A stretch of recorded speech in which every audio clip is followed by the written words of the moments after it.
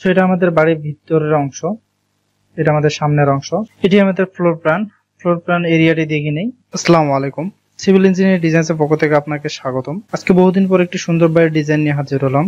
আশা করি এই বাড়ির ডিজাইনটি অনেকেরই পছন্দ হবে। আজকে আমাদের এই বাড়িটিতে থাকতেছে 3টি বেডরুম, 2টি বাথরুম, একটি কিচেন ও ডাইনিং ও একটি সিঁড়িঘর। আপনারা চাইলে এই বাড়িটি 2তলা বা 3তলা করতে পারবেন। তো প্রথমে আপনাদের বাইরের ডিজাইনটি দেখাবো, তারপরে ভিতরে ইন্টেরিয়র ডিজাইনটি দেখাবো কিরকম হবে না হবে, এবং এই ইন্টেরিয়র ডিজাইনটি অনেক সুন্দর করে সাজানো হয়েছে আপনাদের বোঝানোর জন্য, এবং এর ফ্লোর প্ল্যান সব বিস্তারিত মাপ দেখানো হবে। তো আপনারা ভিডিওটি না টেনে সম্পূর্ণ দেখবেন, আর সম্পূর্ণ ভিডিওটি না দেখলে অবশ্যই অনেক জায়গায় বুঝতে পারবেন না, তার কারণে সমস্যা হতে পারে। তো আপনারা ভিডিওটি সম্পূর্ণ দেখবেন। আর হ্যাঁ, আপনারা যদি আমাদের কাছ থেকে এরকম সুন্দর সুন্দর বাড়ি প্ল্যান করে নিতে চান এবং আমাদের সাথে কন্ট্যাক্ট করতে চান, ডিসক্রিপশনে নাম্বার দেওয়া থাকবে, ইমো এবং হোয়াটসঅ্যাপ, আপনারা আমাদের সাথে যোগাযোগ করতে পারবেন। সো এটা আমাদের বাড়ির ভিতরের অংশ, এটা আমাদের সামনের অংশ। প্রথমে দিকে এটা আমাদের মেইন দরজা ঢুকলে আমরা হলো সিঁড়িঘরটি পাবো।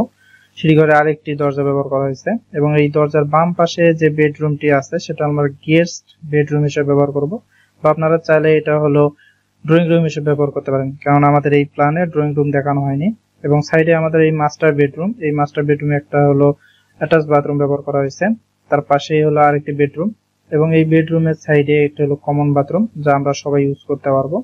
এবং তার সাইডে যে ফাঁকা স্পেসটি, এটা হলো আমাদের হলো ডাইনিং স্পেস, এবং তার সাইডেই হলো আমাদের কিচেন রুমটি। এবং কিচেন রুমের সামনে একটু হলো ফাঁকা জায়গা আছে, দেখেন এই ফাঁকা জায়গাটাতে আমরা ইচ্ছা করলে হলো একটা বেসিন বসাইতে পারবো, যেখানে আমরা হলো হাত ধোবো এবং খাওয়া দাওয়া করার জন্য হাত ধুতে পারবো।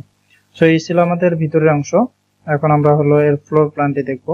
এটি আমাদের ফ্লোর প্ল্যান এরিয়াটি দেখে নেই। ফ্লোর প্ল্যান এরিয়াটি হলো 784 স্কোয়ার ফিট, যা শতাংশ আসে হলো 1.80 এবং কাঠাতে হয় 1.08 কাঠা। সো আমরা এখন মানগুলো দেখি। আমাদের সিঁড়িঘরের এই সাইডে হলো 7 ফিট, এবং এই লম্বায় সাইডে হলো আমাদের 15 ফিট, এবং পাশের যে বেডরুমটি সেটি হলো এই সাইডে আমাদের 9 ফিট হবে, এবং এই সাইডে হলো আমাদের 10 ফিট হবে। মাস্টার বেডরুমটি সেটা হলো আমাদের এই সাইডে থাকতেছে হলো 10 ফিট 4 ইঞ্চি, এবং এখান থেকে এই সাইডে আমাদের হচ্ছে হলো 11 ফিট 5 ইঞ্চি।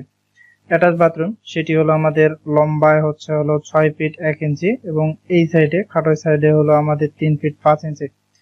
পাশের যে বেডরুমটি সেটি হলো আমাদের এই সাইডে হবে হলো 10 ফিট 4 ইঞ্চি, এবং এই সাইডে হচ্ছে আমাদের 11 ফিট 6 ইঞ্চি।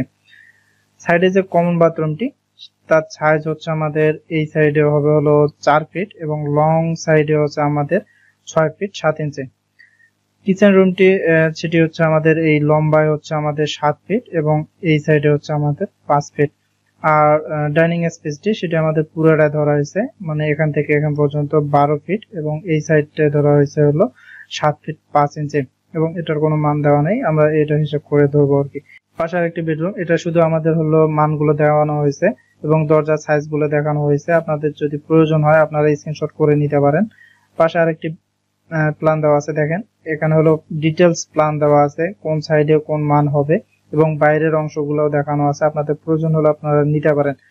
আর আপনাদের যদি এই স্ক্রিনশট গুলো বা ফ্লোর প্ল্যান গুলো প্রয়োজন হয় আমার সাথে যোগাযোগ করতে পারেন। আর এই টোটাল বাড়িটি করতে আমাদের হলো প্রায় 11 থেকে 12 লাখ টাকা লাগবে। এটা হলো আপনাদের জায়গা অনুযায়ী কম বেশি হতে পারে, কেননা এখন করোনাকালীন সময় এবং যে অবস্থা চলতেছে সেই হিসেবে সবকিছু পণ্যের দাম বৃদ্ধি হয়েছে, যেমন সিমেন্টের দাম বাড়ছে, রডের দাম বাড়ছে, সবকিছুর দাম বাড়ছে। আপনাদের এলাকা ভিত্তিক অনুযায়ী একটা বাড়ির হলো ব্যয়টাও কম বেশি হয়ে থাকে। আপনাদের যদি কোনো কিছু জানার থাকে তাহলে অবশ্যই আমাদের চ্যানেলে কমেন্ট করবেন। আপনাদের যদি বাড়ির প্রয়োজন হয়, কোন সাইজের বাড়ির প্রয়োজন হবে সেটাও আপনারা জানাবেন। আশা করি সেই বিষয়ে ভিডিও বানানোর চেষ্টা করব। আর আমার এই ভিডিওগুলো যদি ভালো লেগে থাকে, এরকম নিত্য নতুন ভিডিও পাওয়ার জন্য অবশ্যই আমার চ্যানেলটি সাবস্ক্রাইব করে রাখবেন, পাশে বেল আইকনটি ক্লিক করে রাখবেন। আজকে এতটুকুই। আল্লাহ হাফেজ।